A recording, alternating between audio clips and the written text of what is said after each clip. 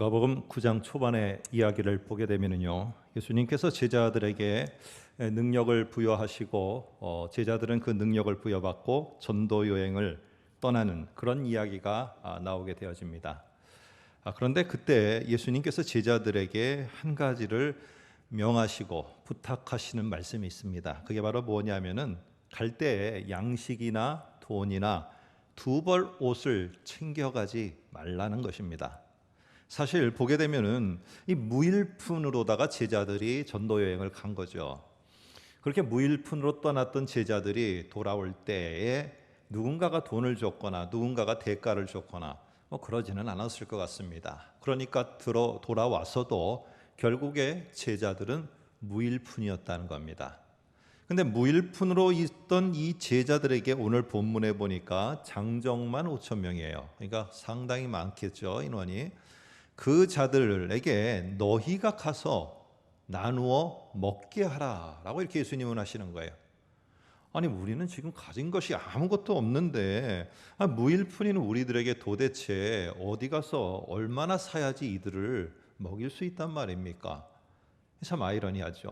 예수님이 모르셨던 것도 아닌데 예수님이 제자들이 무일푼인 것을 뻔히 아셨는데도 불구하고 너희가 가서 사서 나누어줘서 먹게 하라라는 이러한 말씀을 하신다는 거죠. 당연히 제자들도 그렇고 우리도 그 입장이라면은 이런 질문을 해볼 것 같아요. 아니, 지금 아무것도 없는 나에게 뭘 나누라고 하는 말씀인가? 나도 없는데 지금 뭘 나누라고 지금 자꾸 말씀을 하시는가? 이런 것에 대해서 의문을 가져볼 만합니다. 제자들이 나눌 게 뭐가 있습니까? 무일푼으로 아무것도 없는데.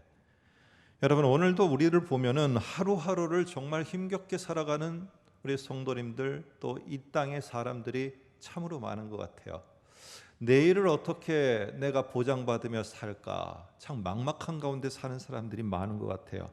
그런데 어떻게 보면은 가진 것이 없는 그들에게 참 우리가 무언가를 나누어야 된다라는 말을 할 때 우리들은 똑같이 제자들처럼 그런 의무를 가질 것 같아요.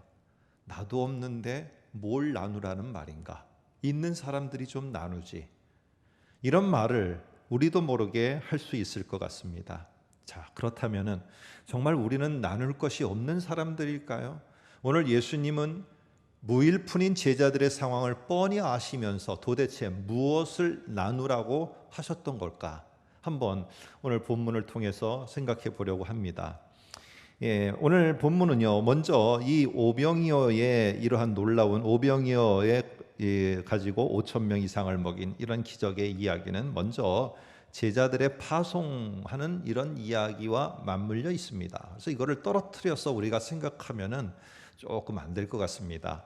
예수님은 12 제자에게 귀신을 쫓아내고 그리고 병을 고치는 이런 능력, 그리고 하나님의 나라를 전파해서 또 놀라운 하나님께서 역사하심을 증거하는 것, 이런 목적으로다가 이 제자들을 9장 1절서부터 6절까지 보시면은 이렇게 전도 여행으로다가 파송을 하십니다. 그리고 이들이 가서 예수님으로부터 부여받은 그러한 능력과 권위, 그것을 가지고, 그러니까 위치죠. 그 위치를 다 자기가 받아서 잘 수행한 다음에 오늘 10절에 보니까 돌아와서 예수님께 보고를 하게 되어집니다. 그래서 오늘 이 10절에 예수님께서 보고하는 이 장면과 함께 우리들이 너무나 잘 아는 오병이어의 기적의 이야기가 이어지고 있습니다. 자, 여기서 우리가 한번 이 타이밍에 생각해 보시기 바랍니다. 제자들이 갔는데 자기들이 가서 보니까 정말로 놀랍게도 귀신이 쫓겨나는 역사가 일어나고요, 병자가 고침을 받는 일이 나타나게 되고, 자기들이 하나님의 나라라는 것을 선포하니까 이 황제의 나라에 거하는 사람들 속에 믿음으로 반응하는 사람들이 나타나는 거예요. 여러분, 이런 모습을 보면은 언뜻 생각하면은 내가 한 것 같아요. 제자들 자기 자신이 한 것 같아요. 그런데 여러분들, 우리가 근본적으로 생각해 보면은 오늘 제자들이 한 게 아니고 제자들이 자신의 능력을 발휘해서 한 것도 아니에요. 제자들이 한 것이라고는 그저 예수님께 받은 그 능력을 그대로 바로 병자인 그들에게, 귀신에 사로잡힌 자들에게, 복음을 알지 못하는 자들에게 예수의 능력을 그냥 그대로 흘려보낸 거예요. 다시 말해서 예수의 능력을 나눠주는 것만 했을 뿐이에요. 어떤 방법을 통해서는 모르겠어요. 성경이 오늘 본문에서 말하고 있지 않으니까. 그러나 그들에게 어쨌든 이 예수로부터 받은 능력을 흘려보내며 나누어 줬다는 것입니다. 그런데 그 나누어 준 결과 놀랍게도 자기들이 상상도 못하는 하나님의 정말 기가 막힌 역사하심이 그들 속에 그리고 그 지역 속에 나타나게 됐다는 사실이에요. 여러분, 제자들이 한 겁니까? 제자들이 그것을 한 겁니까? 아니죠. 제자들은 그저 흘려보내는 일만 했을 뿐이지 실제로 그런 놀라운 역사를 일으킨 것은 예수의 능력이라는 사실이에요. 예수의 능력. 오늘 여러분들 한번 여기서 우리가 주의 깊게 보아야 될 이 단어의 변화가 있습니다. 9장 1절에 보니까 예수님께서 제자들을 내어 보내실 때, 파송할 때는 제자들의 호칭이 제자라고 나옵니다. 9장 1절에 한번 보시면은 보낼 때는 그래서 호칭이 제자예요. 그러면 10절에도 나중에 돌아왔을 때에도 12 제자가 예수님께 보고하고 이렇게 여쭈는 이런 일이 있어야 되는데 호칭이 바뀌어 버립니다. 10절과 12절에 보면은 보고할 때는 제자가 아니라 사도라고 이렇게 바뀌어 버려요. 그래서 이는 제자가 아니고 또 다른 사도 이런 뜻도 아니고요. 제자가 어떠해야 되는지를 말해주고 있는 아주 중요한 표현이에요. 근데 이 사도라는 말이 10절에 나오고 12절에 나와요. 근데 11절에 다른 부류의 사람이 나오는데 바로 이게 무리들입니다. 무리들 11절을 보시면은 무리들이 나옵니다. 그리고 12절 뒤에도 보면은 무리들이 나와요. 이 무리들이라는 말은 뭐냐 하면은 그냥 평상시에는 이게 다 흩어져 있습니다. 그런데 갑자기 어떠한 필요가 다 똑같이 맞아떨어질 때가 있어요. 어떤 필요가 딱 모아지면은요, 나도 필요해, 나도 필요해. 이게 모아지면은 그때부터 이들이 때를 이룹니다. 때거지가 되어집니다. 이럴 때 그들을 가리켜서 뭐라고 그러느냐? 무리라고 합니다. 그러니까 무리는요, 많은 사람들을 가리키고 있는 게 아니고요. 어떠한 필요를 채움받기 위해서 일시적으로 때를 이루어 모인 자들입니다. 그러니까 이들의 목적은 뭐냐면요. 필요를 채움받는 거예요. 근데 왜 도대체 제자들을 사도로 호칭하면서 그 뒤에 무리라는 말을 썼을까? 이거는 나의 제자인 너희는 적어도 무리들하고는 달라야 된다는 것을 가르치고 있는 거예요. 어떻게 달라야 되느냐? 니네는 사도라는 거예요. 니네가 해야 될 것은 무리와 같은 모습이 아니라 사도로서 니네가 살아가야 된다는 것을 강조하고 있는 것입니다. 여러분, 무리는 지금 상황에 필요한 것이 채워지기 원하는 아주 보편적인 사람들이에요. 그래서 처음에는 서로가 다 안 맞아요. 안 맞다가 필요만 딱 동일하게 공통분모가 생기면 확 때를 이루게 됩니다. 가끔 이렇게 바다에 가면은요, 이렇게 혼자 이렇게 뭐 서로 따로 이렇게 있는 갈매기들을 보게 돼요. 근데 갈매기들이 갑자기 누군가가 새우깡을 하나 탁 들고 오잖아요. 그러면은 그 사람에게 떼거지로 몰려들입니다. 왜냐? 새우깡이 필요하고 자기의 필요를 채워줄 거라고 생각하기 때문에. 오늘 이런 관점에서 보면은 종교 지도자들은요, 그들이 사실은 바리새인과 사두개파, 바리새파와 사두개파 이 둘은 절대 물과 기름으로 섞일 수가 없어요.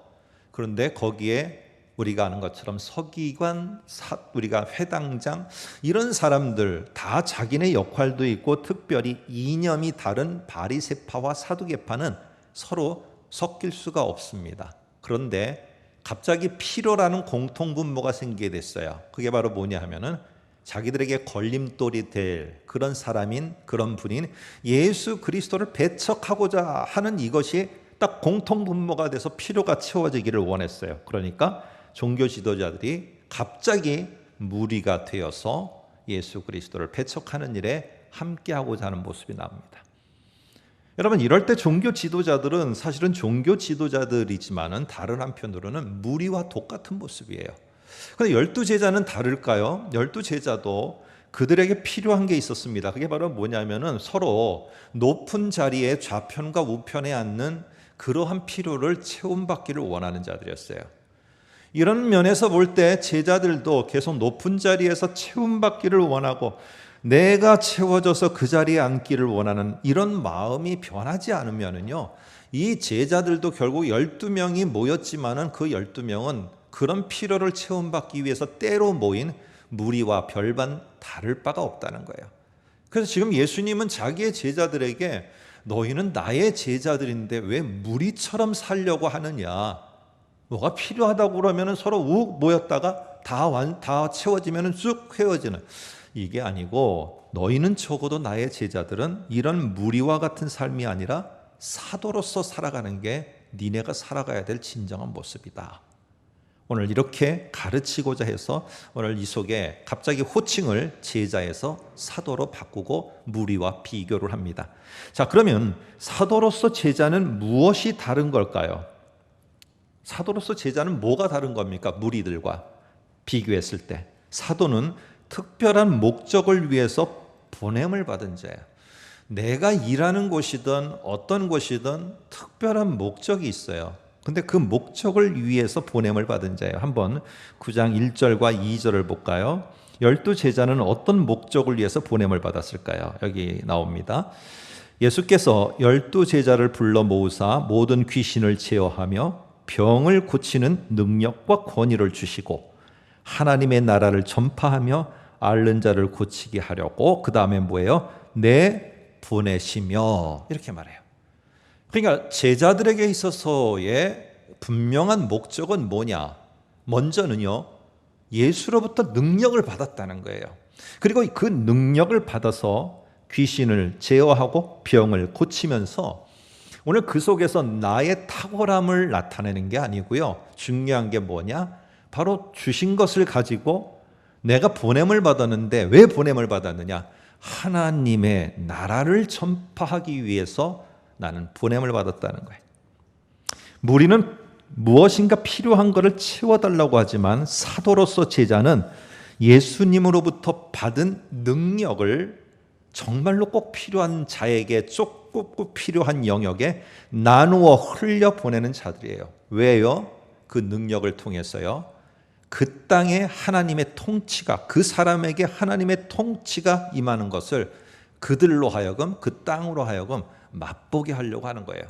자, 그러면 오늘 지금 이 누가복음 이 시대에, 아니면 예수님 시대에 그 사람들과 그 땅은 누구의 통치 아래 있던 자들입니까? 로마 황제의 통치 아래 있던 자들이에요. 그래서 로마 황제의 통치 아래서 그들 나름대로는 그 안에 거하면서요, 많은 복지 혜택도, 제가 여러 번 말씀드렸죠. 복지 혜택도 받고요, 경제 활동도 자유롭게 하고, 이 황제만 주로 고백하면 종교 활동도 자유롭게 할 수 있었어요. 교육 시설도 혜택을 받을 수가 있었어요.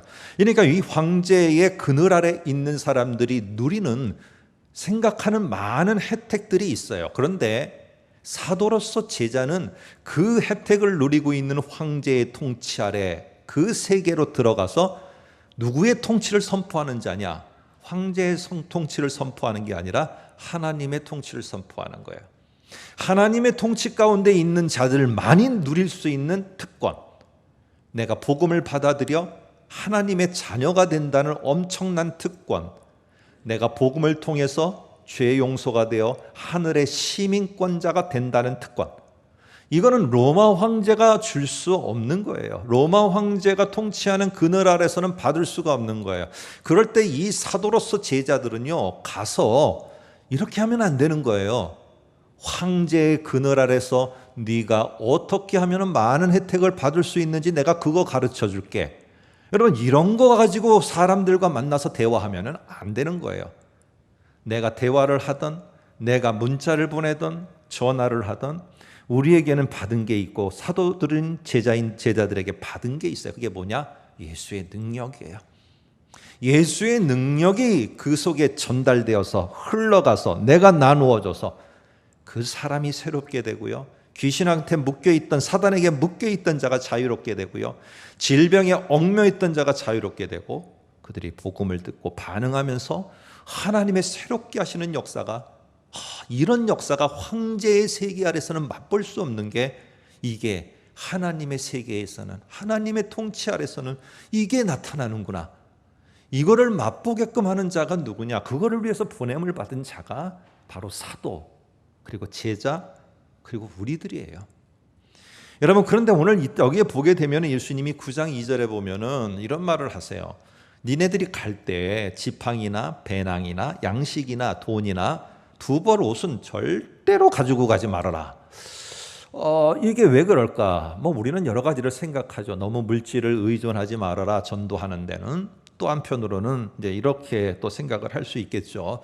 너희가 이런 것이 아니고 너희에게 사실 없어야 하나님을 더 의지한다. 물론 여러 가지로 말할 수 있습니다만, 지금 우리가 한번 생각한 것과 같이 맞물려서 관련지어서 생각해 보면은요, 이스라엘 사람들은 나눈다고 하면은, 뭘 나눈다 하면은 먼저 돈하고 양식부터 생각했어요. 그래서 종교 지도자들은 이렇게 앞에서 가는 사람이 땡그랑땡그랑 종소리를 울리면은요, 그 수레에다가, 뒤에 가는 수레에다가 종교 지도자들은 많은 양식을 가지고 시장 거리를 가게 됐어요. 그러면 사람들이 그 종교 지도자 앞에 와서 다 무릎을 꿇고 감사를 표현합니다. 그러면 그 온 사람들에게 종교 지도자가 갖고 온 양식을 다 퍼주는 거예요. 그러면 뭐라고 하느냐? 정말 존경하는 거예요. 존경하고, 그리고 이렇게 나누어 주는 그분이 참 위대하다고 말해주는 거예요. 그러니까 이스라엘 사람들에게 나눈다는 거는 양식, 내가 가진 먹을 것을 나누는 것에 너무 익숙한 거예요. 뿐만 아니라 이 성전에 기도 때가 되면은 올라가게 되는데, 성전에 올라갈 때 구걸하는 사람들이 있어요. 그래서 구걸하는 사람들에게 동전을 던져주는 거, 이거를 나눈다라고 이 사람들은 생각을 했어요. 그래서 그들은 뭐라고 하느냐? 그걸 구제, 이렇게 말합니다. 그래서 아주 신앙생활의 중요한 덕목이에요.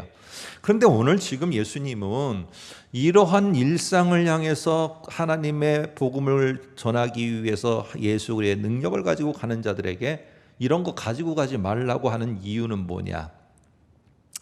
나눌 때 반드시 물질로 제한하지 말라는 거예요.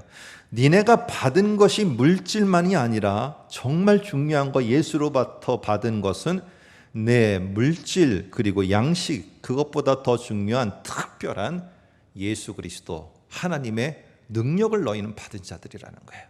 이 사실을 잊어버리지 않도록, 어떤 것과 비교해서 이 사실을 잊어버리지 않도록 해서, 니네가 없다고 말하지 말아라. 나는 무일푼이에요. 없어요. 나는 이것도 없고 저것도 없고 아무것도 없어요 라고 말하지 말아라. 너희에게는 내가 위임한 나의 하나님의 능력이 있다. 너희는 이걸 받은 자들이야. 니네가 언제 가서 얼마를 가져야지 니네가 정말 마음껏 구제를 하고 나눠준다는 소리를 듣겠느냐? 그것이 중요한 게 아니라 너희에게는 황제의 나라에서 적어도 다른 것을 나누어 줘야 돼. 그게 바로 뭐냐면은 하나님의 능력을 나누는 자들이에요. 하나님의 능력을 흘려보내야지 네 일상 속에서, 그래서 하나님의 통치가 이런 거구나, 그들로 알게 하는 게 너희들 제자들, 니네들이 해야 될 것이야. 그러니까 너무나 양식이나 돈이나 두 벌 옷을 가지고 가서 나눠줬다고 계속 생색내는 거, 그거 했니 못했느니 그러지 말아라. 너희에게는 하나님의 능력이 있다. 여러분, 일상생활 속에서 과연 그럼 어떻게 하나님의 능력을 나눌 수 있을까? 성경의 한 두 가지 사례를 생각해 보려고 합니다. 첫 번째는 이 사도 바울은 그의 말년의 일상 생활이 감옥에서 구금돼서 자기의 마지막을 기다리는 게 그의 일상이었어요. 여러분, 감옥에 갇혀서 가택연금이 되거나 이런 상태에서 어디를 다닐 수도 없는 상황에 있는 그가 그 일상에서 무슨 하나님의 능력을 흘려보내고 하나님의 능력을 나눌 수 있는 기회가 뭐가 있었겠어요?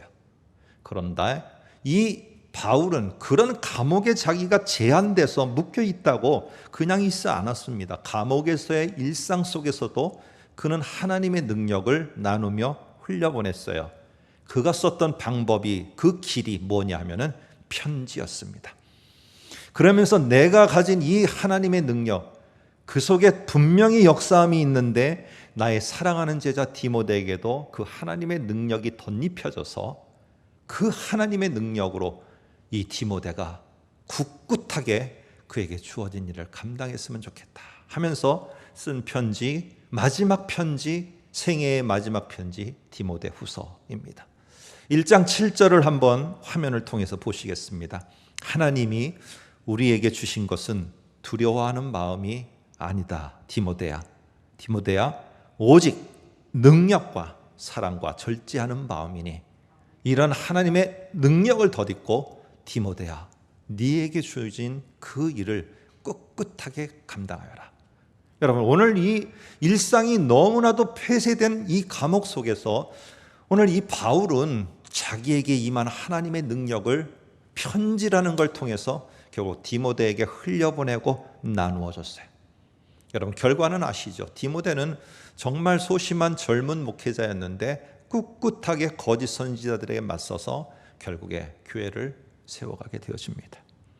또 하나의 예는요, 지난번에 설교했던 사도행전 3장에 보면은 이 베드로와 요한이 기도 시간이 돼서 성전에 올라가는데 성전 미문에 앉아 있는 안진뱅이를 보게 됩니다.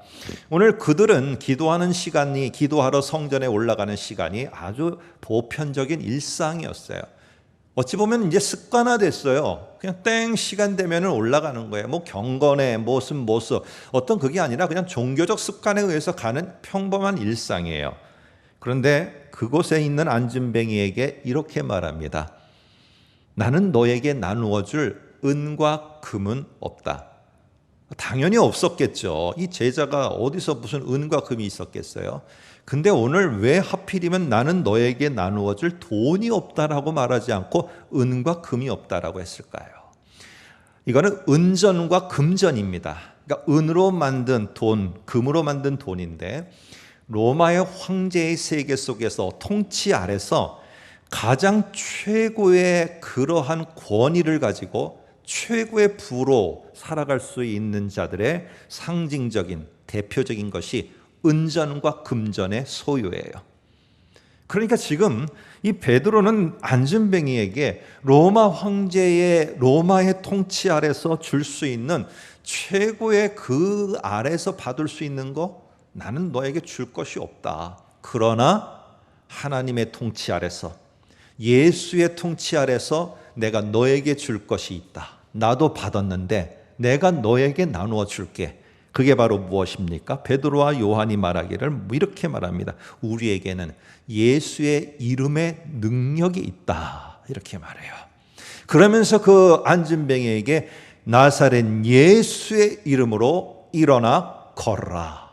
결국에 이 안진뱅이를 일으킬 수 있는 것은 로마의 통치 아래, 로마 황제의 통치 아래 어떤 은과 금도 이 안진뱅이를 일으키는 역사는 일어날 수 없었어요.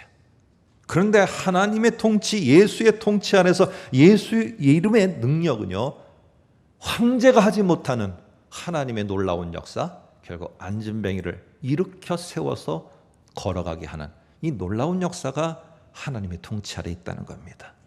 이게 바로 제자인 사도들이 이 세상의 것들을 정보를 주면은 얼마나 우리가 줄 수 있겠어요? 그게 아니고 우리는 하나님의 능력을 흘려보내며 능력의 위대함이 나타나게 하도록 하는 자들, 이게 바로 저와 여러분들 사도인 우리들이 해야 될, 예수님의 제자들이 해야 될 모습인 겁니다. 일상 가운데 간혹 가다가 우리는 만남을 가질 수도 있고요, 대화를 할 수도 있습니다. 우리는 누군가의 참 아파하는 것을 위해서 기도할 수 있습니다.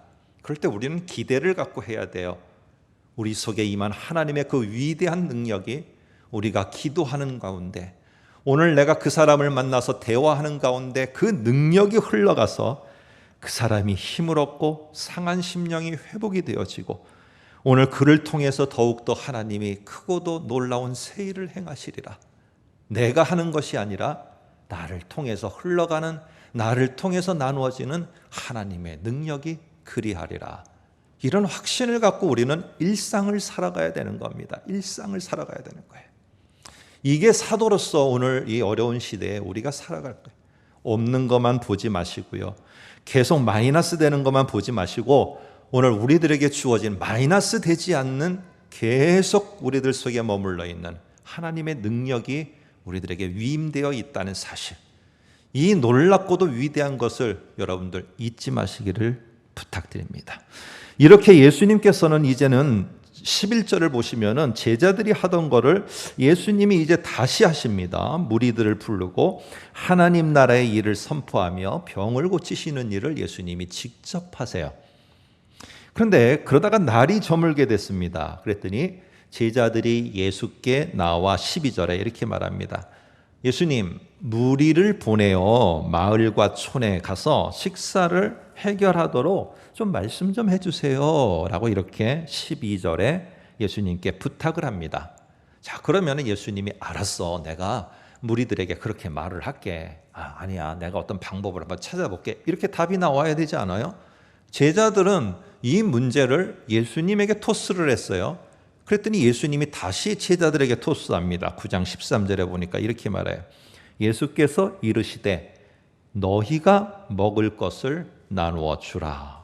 이렇게 말을 합니다. 9장 13절에 보면은요. 여기 보면 너희가 먹을 것을 나누어 주라. 중요한 것은 뭐냐 하면은 너희예요. 강조를 너희를 하고 있어요. 그 속에 오늘 왜 도대체 너희를 강조할까? 너희는 누구냐는 거예요. 너희는 그러니까 오병이어의 기적의 작은 것을 가지고 하나님의 능력 가운데 큰 게 됐다. 이런 관점에서만 이 오병이어의 이야기, 이 기적의 이야기를 보지 마시고 또 새로운 면에서 이 너희가 누구냐는 거예요. 앞에서부터 나오면은 계속 나오는 이 필요한 것을 갖다 체험받는 무리와 똑같은 자들이 너희냐? 너희는 아니야. 너희는 어떤 자냐? 나누어 주는 자들이야. 뭘 나누어 줘? 내게로부터 받은 거를 나누어 주면 되는 거야. 오늘 이 사실을 다시 한번 각인시키고 있다는 거예요. 그래서 예수의 제자들, 사도로서 제자들은요, 나누어 주는데 자꾸 내가 없다는 것만 보지 마시고요. 예수와 하나님께서 나에게 뭘 줬는지를 보세요. 뭘 줬는지를 보고 그거를 나누면은 오늘 그게 사도로서 제자로서 우리가 하는 모습입니다. 자, 한번 9장 16절 보면은 결국에 이 제자들은 달라야 되는 게 뭐냐면은 9장 16절 보시기 바랍니다.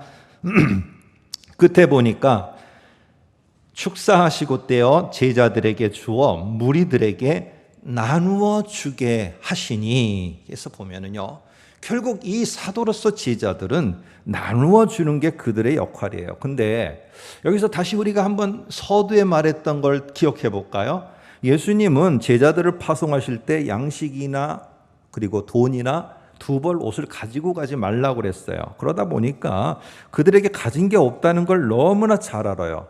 그런데 그런 그들이 어떻게 5,000명 이상이나 되는 사람들을 먹일 수 있겠어요? 그런 물질을 소유하고 있지 않다는 것을 예수님이 너무 잘 아시거든요. 그럼에도 불구하고 예수님께서 제자들의 너희가 먹을 것을 나누어 주라, 이 말씀을 하셨다는 거예요.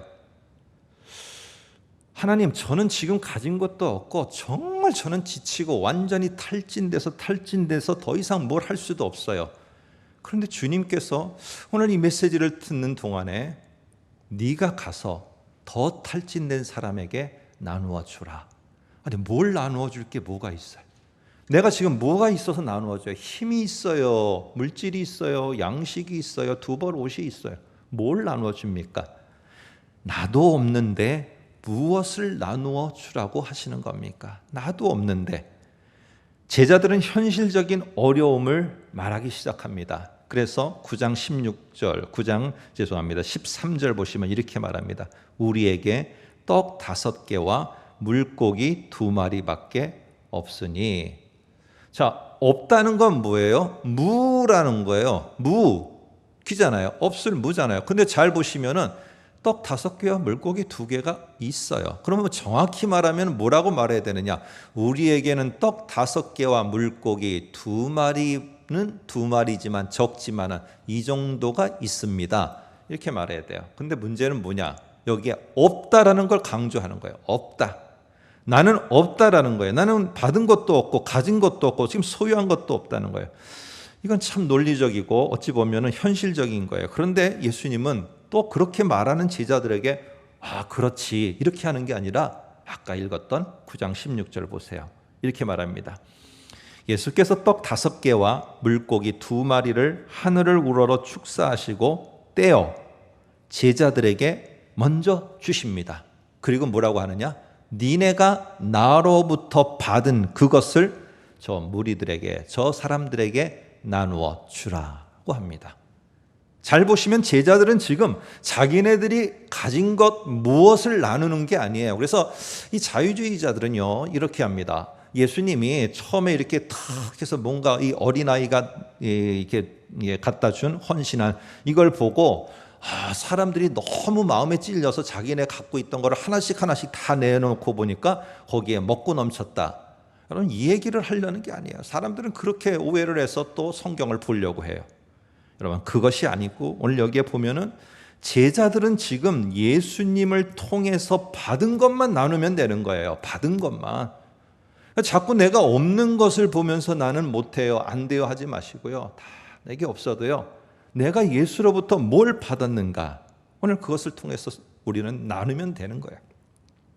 자, 한번 다시 이게 강조되는 걸 보면은 이렇게 말합니다. 하늘을 우러러 축사하시고 라는 말이 나오는데요. 하늘을 우러러 하나님께 감사하고예요. 근데 하나님으로부터 주어진 것에 지금 감사하는 거죠. 그러니까 이거 우리가 얼뜻 보면은 이런 오병이어를 가지고 하늘을 향해서 하나님께 오병이어를 주신 거 감사합니다. 이렇게 말하는 것에서 끝나는 게 아니고요. 오늘 9장의 전체를 쭉 제가 왜 여기까지 읽어 내려왔느냐. 오늘 하늘로부터 주어지는 것은 지금 내 손에 있는 오병이어라는 떡과 물고기만 있는 게 아니라는 거예요. 9장 1절과 2절서부터 6절까지 그리고 11절에 나오는 예수를 통해서 증거되어지는 하늘로부터 예수를 통해 제자들에게 위임된 모두 함께 있어요. 하나님의 능력도 함께 있다는 거예요. 그래서 지금 오늘 예수께서 이것을 떼어서 하늘을 향해서 오병이어를 주심에 감사하는 것은 물론이거니와 한 단계 더 진일보하여서 감사하고 있는 것은 오늘 이것을 통해서 하나님 앞에서 나를 통해서 그리고 나의 제자를 통해서 병든 자에게 귀신 들린 자에게 하나님의 나라를 선포할 때 놀랍게 역사하셨던 하나님 당신의 능력이 오늘 이 들판 가운데도 이 매개체와 같은 이 통로와 같은 떡, 물고기 이게 중요한 게 아니라 오늘 이 들판에 있는 이들 속에 하나님의 놀라운 능력이 오늘 이 순간에도 분명하게 일어날 것을 저는 기대하며 감사합니다. 라는 이런 하나님의 놀라운 역사하심, 능력 행하심에 대한 또한 감사의 표현도 이 속에 들어있는 것을 우리는 알게 됩니다. 9장을 읽으면서 내려가다 보면. 여러분 그러면 이 제자들은 지금 단순하게 예수의 손으로부터 받은 빵과 물고기를 사람들에게만 나누는 게 아니라 지금 뭐까지도 받아서 나누고 있는 것입니까? 하늘로부터 내려오는 놀라운 능력도 같이 사람들에게 나누는 거예요. 나누는 거. 결국 이 들판은 나중에 17절에 보니까 이런 결과에 놀라운 하나님의 역사로다가 결과로 나타나게 됩니다. 먹고 다 배불렀더라. 그 남은 조각을 12바구니에 거두니라. 이게 결과로 나타나게 되었어요. 여러분 우리에게 아무것도 없다라고 말하지 마세요.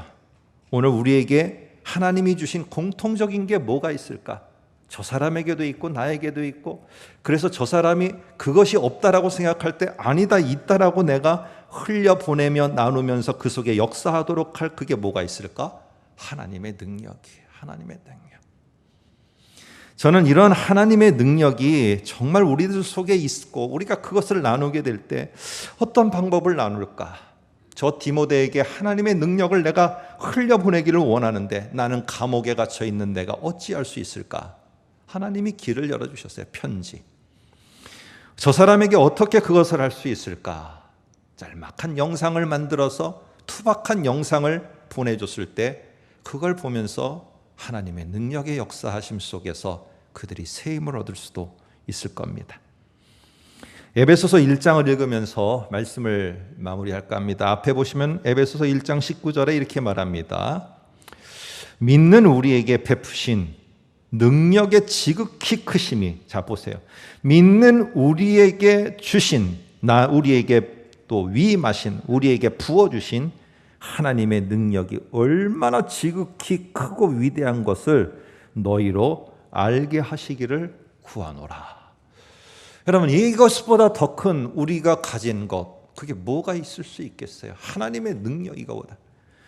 그래서 오늘 새로운 일상이, 새로운 상황을 계속 만들어가고 있습니다. 저는 그러나 오늘 우리가 그런 새로운 상황에서 이것도 없고 저것도 없다라고 말할 수 있지만은 우리에게는 하나님의 능력이 있어요. 그래서 하나님의 능력이 내 자신에게 지금 주어져 있다는 이 확신이 모든 것들 속에서의 첫걸음입니다. 시작이에요. 여러분, 내가 살아야 돼요. 내가 살아야지만 내 가정의 구성원들도 하나님의 능력을 나누면서 흘려보내며 살릴 수 있고요. 내 일터에 함께하는 사람도 내가 살아야지 그들을 하나님의 능력을 흘려보내면서 나누면서 그들을 살릴 수가 있어요. 중요한 거는 하나님이 내게 주신 능력으로 여러분 자신이 먼저 살아날 수 있기를 소망합니다. 그래야 우리 가정도 살리고요. 우리 이 나라도 살리고 교회도 살리고 오늘 우리들의 일터의 사람들도 일으킬 수 있어요. 아무쪼록 우리들에게 없는 게 아니라 하나님이 주신 하나님의 능력이 있다는 사실을 확신하면서 먼저는 여러분이 사시고 여러분이 흘려보내며 나누는 그 하나님의 능력이 역사여서 여러분의 가정의 구성원들, 자녀들, 그리고 나와 함께하는 배우자, 그리고 나와 함께하는 일터의 식구들, 그리고 이 나라 이 땅이 새롭게 되어지는 놀라운 회복이 있기를 주님의 이름으로 축복합니다.